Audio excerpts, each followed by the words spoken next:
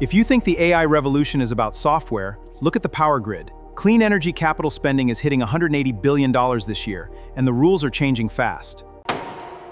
Pennsylvania just signed an executive order requiring data center operators to pay 100% of new transmission and generation costs before breaking ground. To manage the surge, Sunrun and Voltus are now paying residential battery owners cash to buffer AI server power spikes during peak hours. Meanwhile, on the road, solid-state batteries just took a massive step. Geely is rolling out pilot fleets boasting 500 watt-hours per kilogram.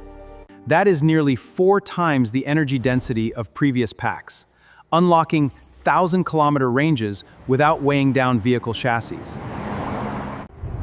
Welcome back to Clean Titans. Today, we break down the massive battery gigafactory boom, critical mineral funding, and local microgrid breakthroughs.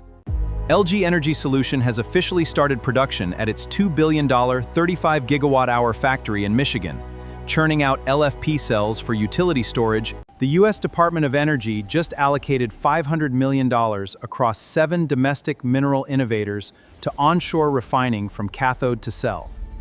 Forge Nano broke ground on a 3 gigawatt-hour plant in North Carolina, using atomic layer coatings backed by Samsung SDI to double cycle life. In Asia, Posco Future M is converting legacy high-nickel production lines into LFP, proving that low-cost, fire-safe chemistries dominate stationary storage. In California, Heron Power is building a 40-gigawatt manufacturing hub for 5-megawatt solid-state transformers to support high-power fleet charging. In New York, 60 energy leaders convened at the AEG Stakeholder Challenge to tackle local energy optimization and distributed flexibility. The consensus from the New York Power Authority: stop managing isolated rooftop solar or EV chargers and start orchestrating complete local energy ecosystems.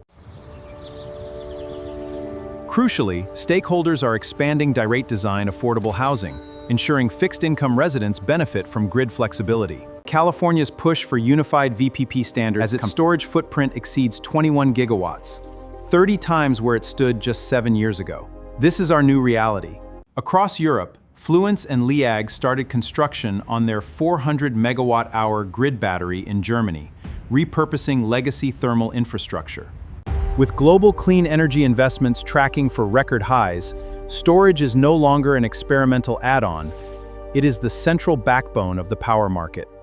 Here's the bottom line. Solid-state density is leaping to 500 watt-hours. Domestic gigafactories are going live, and data centers must now fund their own grid expansion. For heavy-duty trucking and commercial fleets, these power density and manufacturing advances mean parity with diesel is arriving ahead of schedule. Should tech companies be legally required to build dedicated clean power plants for their AI data centers? Let me know your thoughts in the comments below. To read the full data tables and regulatory breakdowns, subscribe to The Clean Loop, our daily written intelligence brief linked in the description. Make sure you hit that subscribe button and tap the bell so you never miss our daily video breakdowns on the global clean energy transition. That is your Clean Loop for today. Subscribe to Clean Titans on YouTube and follow our podcast for daily zero-emission intelligence. I'm Sayed Ali. See you tomorrow.